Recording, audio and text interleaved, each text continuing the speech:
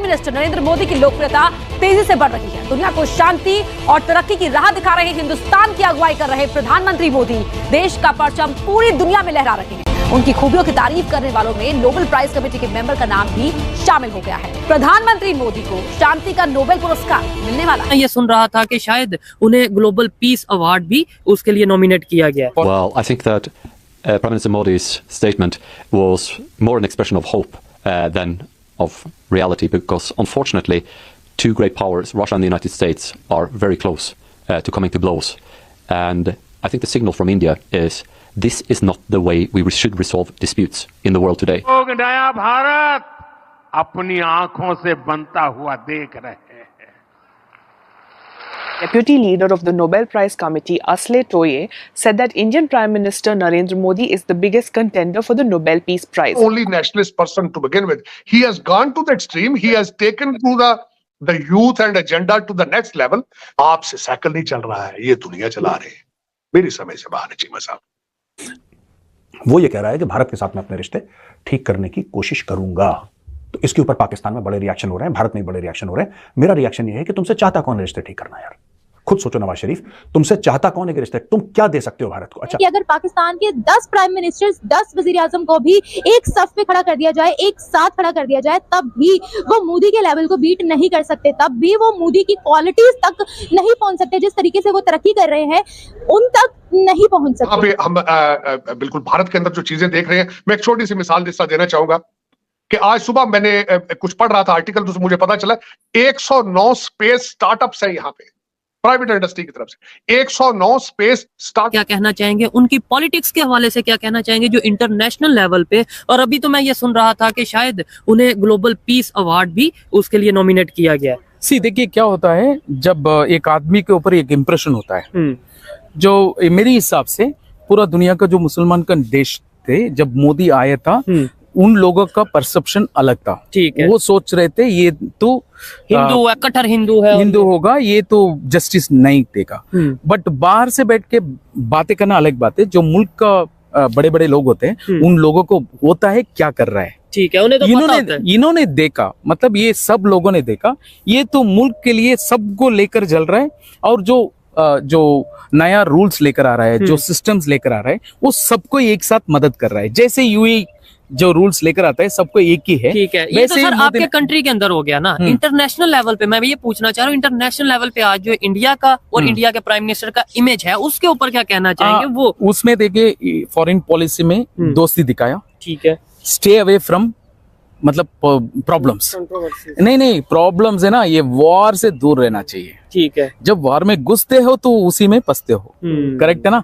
तो इंडिया अभी से नहीं, बहुत सालों से आप देखेंगे कोई भी वॉर से दूर रहता है। इंटरनेशनल वॉर से, जो कोल्ड वॉर है, जो अभी यूएस चाइना में जा रहा है, यूक्रेन जो हो रहा है, सब में दूर रहता है, अपनी राय रखता है और दूर रहता है। पहला डेवलपमेंट के ऊपर वर्क करता है, पहला चीज। और दूसरा, मोदी बहुत ट्रैवलिंग किया, अपनी कंट्री में जो सच्चाई हो जा रहा है उसको मार्केटिंग किया। ठीक है, और दिखाया, देखिए आप इन्वेस्टमेंट करेंगे तो आपको रिटर्न्स मिलेगा, वो करके दिखाया। जो उन्होंने आया तो इन्होंने गुजरात मॉडल बहुत फेमस है। ठीक है, मतलब वो प्राइम मिनिस्टर बनने के पहले 3 दफा वो चीफ मिनिस्टर था। बिल्कुल ऐसे गुजरात का। उस टाइम पे उन्होंने क्या किया, जो लोग आ रहे थे इंडिया में, वो जो सिस्टम था ना, उसमें बिजनेस करना बहुत मुश्किल था। ठीक है, उन्होंने बोला मैं ईजी कर दूंगा, इजी कर दूंगा।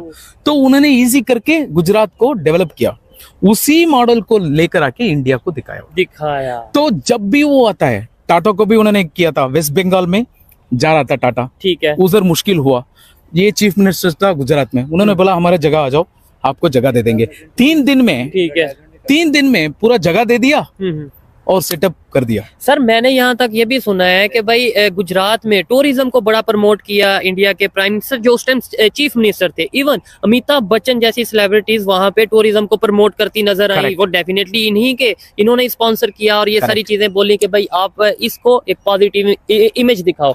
ठीक है, बट एक चीज है, कोई भी प्रोडक्ट है ना, ठीक है, आप इतना भी अच्छा मार्केटिंग करो, आमिर खान से मार्केटिंग करवाओ, शाहरुख खान से मार्केटिंग करवाओ, जब प्रोडक्ट अच्छा नहीं है ना तो वो नहीं चलेगा, नहीं बिकता।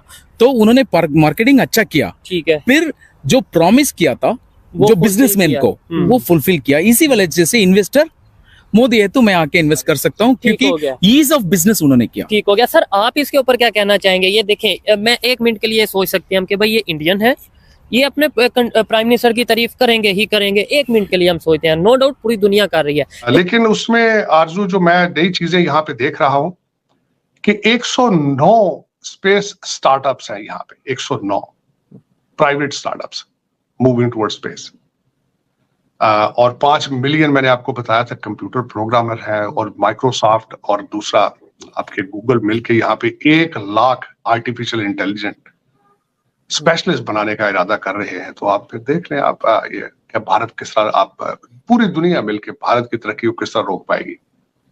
भारतीय यहाँ से डायस्पोरा बन के, लेबर बन के नहीं अब जा रहे हैं, अब वो टेक्नोक्रेट बन के जा रहे हैं। 1 लाख यहाँ से इजराइल जाएंगे, और इजराइल आपको पता ही है कि आपको नई टेक्नोलॉजी के स्टार्टअप सारे इजराइल से आते हैं।